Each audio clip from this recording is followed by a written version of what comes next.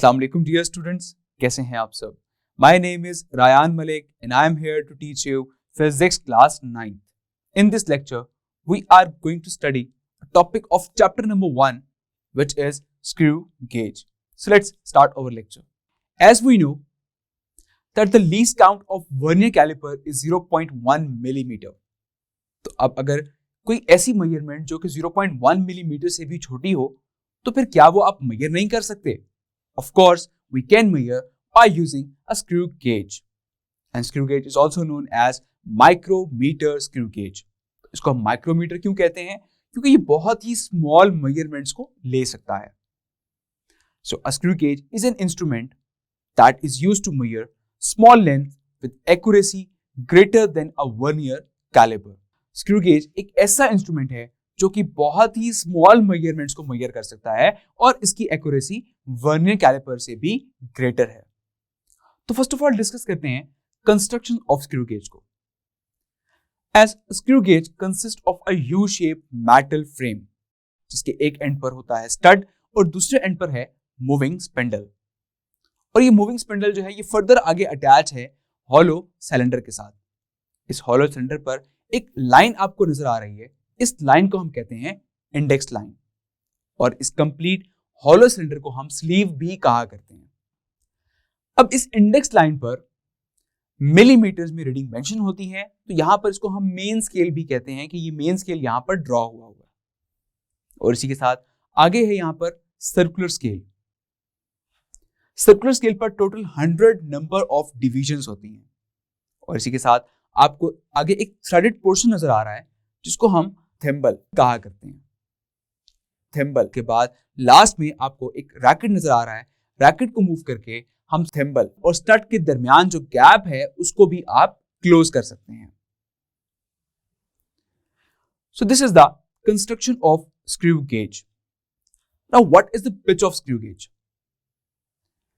जैसे कि आप जानते हैं कि सर्कुलर स्केल पर टोटल 100 नंबर्स ऑफ डिविजन्स हैं. अब जब मैं सर्कुलर स्केल को मूव करूंगा तो ये डिविजन्स उस इंडेक्स लाइन को क्रॉस करेंगी. अब जैसे ही मैं सर्कुलर स्केल का अगर मैं एक रेवोल्यूशन कंप्लीट कर लूं तो ये 100 नंबर ऑफ डिविजन्स उस इंडेक्स लाइन को क्रॉस कर जाएंगी. और 100 नंबर ऑफ डिविजन्स क्रॉस करने पर ये circular scale 1 millimetre distance cover कर लेगा मेन स्केल पर. And this distance is called the pitch of the screw gauge.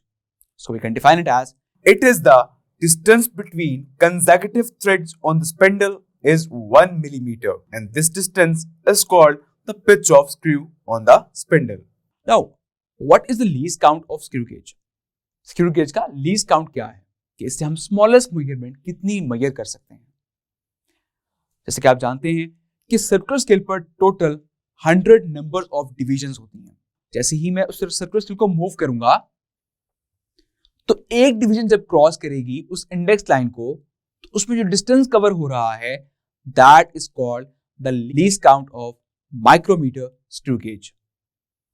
So we can define it as each division of circular scale crossing the index line move the thimble through 1 divided by 100 millimeter or 0.01 millimeter on the main scale, and this is called the least count of screw gauge.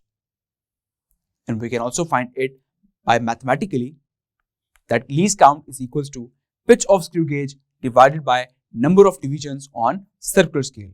And the pitch of screw gauge is 1 millimeter and the number of divisions on circular scale is 100. So 1 millimeter divided by 100, that is equals to 0.01 millimeter. So अगर हम 0.01 millimeter को 10 से divide करें तो हमारे पास answer आ जाएगा 0.001 centimetre. तो इस तरह से आप मिलीमीटर को सेंटीमीटर में भी कन्वर्ट कर सकते हैं and they both are equal. So यहां से हमने इसका लीस्ट काउंट फाइंड कर लिया व्हिच इज 0.01 मिलीमीटर्स के मींस के ये 0.01 मिलीमीटर्स तक की मेजरमेंट ये इजीली मेजर कर सकता है. मजीद उससे छोटी मेजरमेंट ये मेजर नहीं कर सकता. So now move towards the next term of the screw gauge, which is zero error of screw gauge. So zero error एक ऐसा एरर है इंस्ट्रूमेंट में जो कि आपकी इस प्रिसाइज मेजरमेंट को गलत कर सकता है. So we should have to find कि अगर तो हमारे इंस्ट्रूमेंट में जीरो एरर नहीं है तो फिर वो आपको एग्जैक्ट मेजरमेंट देगा। अगर आपके इंस्ट्रूमेंट में जीरो एरर मौजूद है तो फिर वो आपको कभी भी एग्जैक्ट मेजरमेंट नहीं दे सकता। So first of all discuss करते हैं कि ये जीरो एरर है क्या। जीरो एरर फाइंड करने के लिए हम क्या करते हैं कि हम रैकेट को क्लॉकवाइज मूव करके हम स्पिंडल और स्टड के दरमियान जो गैप है उसको हम क्लोज कर देते हैं, खत्म कर देते हैं। और वो गैप क्लोज करने पर आपने ये ऑब्जर्व करना होता है कि क्या सर्कुलर स्केल का जीरो उस इंडेक्स लाइन के साथ कंसाइड कर रहा है। अगर तो वो कंसाइड कर रहा है तो फिर हम ये कहेंगे कि हमारे इंस्ट्रूमेंट में कोई एरर नहीं है। लेकिन अगर वो कंसाइड नहीं कर रहा तो फिर हम ये कहेंगे कि हमारे इंस्ट्रूमेंट में एरर मौजूद है, and that error is called zero error. So we can define it as if the zero of the circular scale coincides with the index line, then there is no zero error in the instrument, or the zero error of the instrument is zero. And if the zero of the circular scale is not coincides with the index line, then the zero error exists. तो वो zero error कितना होगा तो वो हम find करेंगे example में। Now there are two types of zero error, and they are positive zero error and negative zero error. So what is positive zero error? जैसे कि मैंने ये कहा कि अगर तो आपका सर्कुलर स्केल का जीरो इंडेक्स लाइन से कंसाइड कर रहा है तो फिर हम ये कहेंगे कि हमारे इंस्ट्रूमेंट में कोई एरर नहीं है। अगर वो कंसाइड नहीं कर रहा तो फिर हमारे इंस्ट्रूमेंट में एरर है। अब कंसाइड नहीं कर रहा तो फिर वो जीरो कहां पर है? क्या वो इंडेक्स लाइन से पीछे है या क्या वो इंडेक्स लाइन को क्रॉस कर चुका है? So if the zero of the circular scale behind the index line, then the zero error will be positive. अगर आपका सर्कुलर स्केल का जीरो इंडेक्स लाइन से पीछे कहीं रह जाएगा तो फिर हम कहेंगे कि वो हमारा पॉजिटिव जीरो एरर है। और इसमें हम नंबर ऑफ डिविजन नोट कर लेते हैं कि कितने नंबर ऑफ डिविजन जो है वो जीरो पीछे रह गया। Now, the negative zero error. If the zero of the circular scale cross the index line, then the zero error will be negative. तो अगर वो जीरो सर्कुलर स्केल का इंडेक्स लाइन को क्रॉस कर जाएगा तो फिर हम कहेंगे कि हमारा जीरो एरर नेगेटिव है। और कि नेगेटिव जीरो एरर आप इस तरह से फाइंड करेंगे कि जितनी नंबर ऑफ डिविजन्स क्रॉस कर चुकी होंगी इंडेक्स लाइन से, तो उन नंबर ऑफ डिविजन्स को आप नोट डाउन कर लेंगे और फर्दर उसको आप मल्टीप्लाई करवाएंगे least count of the screw gauge के साथ। फिर जो आंसर आएगा that is basically called the zero error of your instrument. So zero error find करने के बाद हम हमेशा जीरो करेक्शन भी करते हैं अपनी मेजरमेंट्स में। अब ये जीरो करेक्शन क्या है? सो जीरो करेक्शन बेसिकली हमारे इंस्ट्रूमेंट में मौजूद जीरो एरर को रिमूव करता है एक्सपेरिमेंटल मेजरमेंट में से। तो जो भी मेजरमेंट आप इंस्ट्रूमेंट से मेजर करते हैं, जीरो करेक्शन में हम उस जीरो एरर को रिमूव कर देते हैं, जिससे आपके पास एक्चुअल मेजरमेंट आ जाती है किसी भी चीज की जिस चीज को आप मेजर करना चाह रहे हैं। So now let's move towards the white board to solve an example, जिसके बाद आपको ये कंसेप्ट क्लियर हो जाएगा कि किस तरह से हम स्क्रू गेज यूज करके हम किसी भी चीज का डायमीटर मेजर कर सकते हैं। Example number 1.2, find the diameter of a wire using a screw gauge. तो आपने एक वायर का डायमीटर फाइंड करना है by using a screw gauge. तो किसी भी चीज का डायमीटर मेजर करने से पहले फर्स्ट ऑफ ऑल हम उस इंस्ट्रूमेंट का जीरो एरर मेजर करते हैं, और जीरो एरर मेजर करने के लिए हम ब्रैकेट को काउंटर क्लॉकवाइज मूव करते हैं ताकि स्पिंडल और स्टड के दरमियान जो गैप है वो क्लोज हो जाए। और वो क्लोज करने पर आपने ये ऑब्जर्व करना होता है कि क्या सर्कुलर स्केल का जीरो इंडेक्स लाइन पर फॉल कर रहा है। अगर तो वो एग्जैक्ट इंडेक्स लाइन के साथ कंसाइड कर रहा है तो फिर हम ये कहते हैं कि हमारे इंस्ट्रूमेंट में कोई एरर नहीं है। लेकिन अब अगर हम यहां पर देखें तो यहां पर हमारे इंस्ट्रूमेंट में एरर है, क्योंकि वो कंसाइड नहीं कर रहा।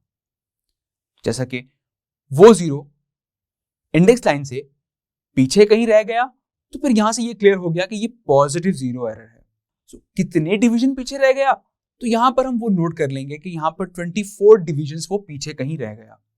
और फर्स्ट ऑफ ऑल आपने यहाँ पर मेन स्केल रीडिंग भी ऑब्जर्व करनी होती है कि मेन स्केल पर क्या आपको कोई रीडिंग शो हो रही है। तो यहाँ पर आपको कोई रीडिंग शो नहीं हो रही, तो फर्स्ट ऑफ ऑल हम लिख लेंगे कि हम यहाँ पर जीरो करेक्शन कर रहे हैं और जीरो करेक्शन में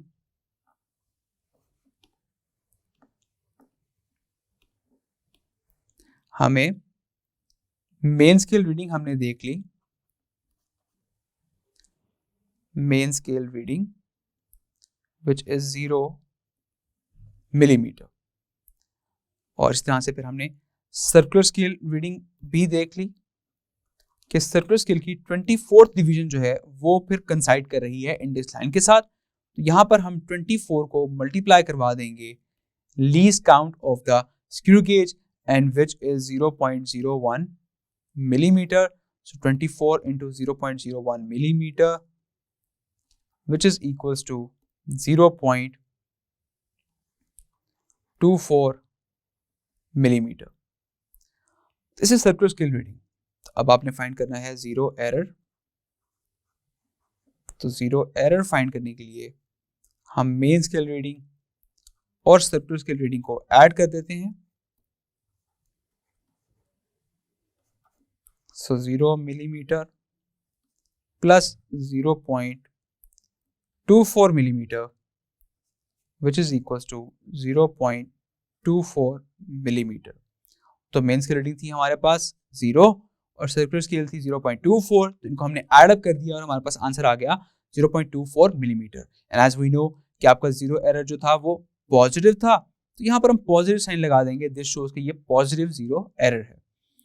तो अब हम ये भी जानते हैं कि जीरो करेक्शन के लिए हम जीरो एरर का साइन हम इन्वर्ट कर देते हैं।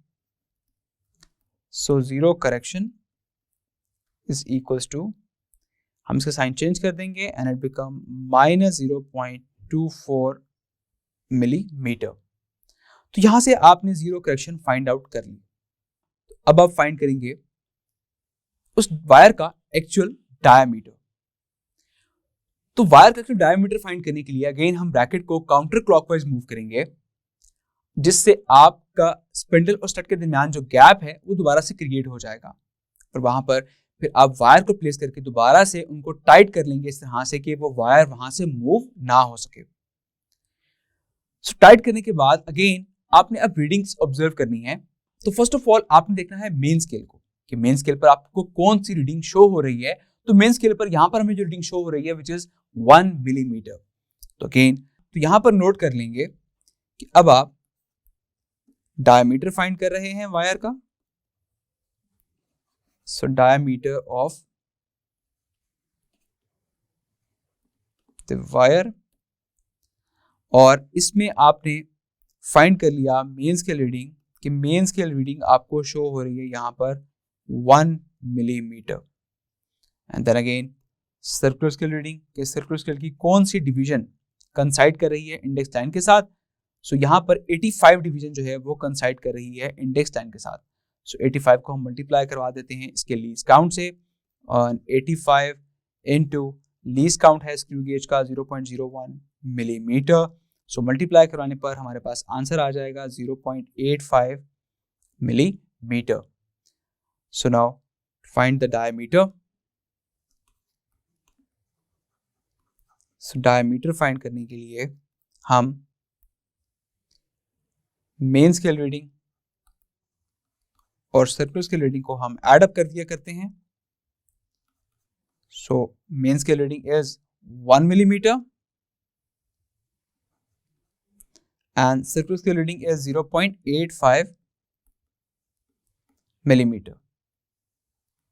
तो फर्दर इन दोनों को हम ऐड अप कर देंगे and the answer is 1.85 millimeter. Is this the correct diameter?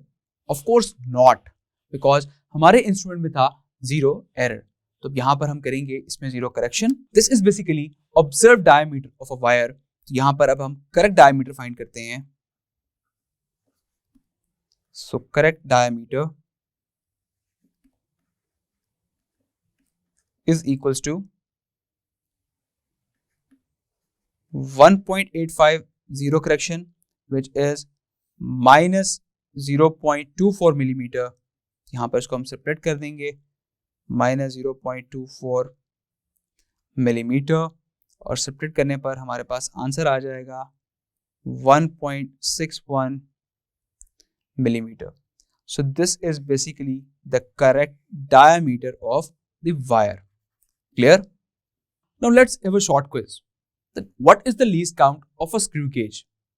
The least count of a screw gauge is 0.01 millimeter. Another question, that what is the pitch of a laboratory screw gauge? It is the distance between consecutive threads on the spindle is 1 millimeter, and this distance is called the pitch of screw on the spindle. And which of the two instruments is more precise and why? Vernier caliper or screw gauge? So the precise instrument is screw gauge because the least count of screw gauge is more precise than vernier caliper, as the least count of vernier caliper is 0.1 millimeter and the least count of screw gauge is 0.01 millimeter. Clear? So let's have an overview of the lecture. In this lecture, we discuss about screw gauge, construction of screw gauge, pitch of screw gauge, and the least count of screw gauge, and the zero error of the screw gauge, and also the types of zero error of a screw gauge. So I hope ये lecture आपको बहुत अच्छे से समझ आ गया होगा, तो अपना बहुत सारा ख्याल रखिएगा. See you in the next lecture. Till then, take care. Allah Hafiz.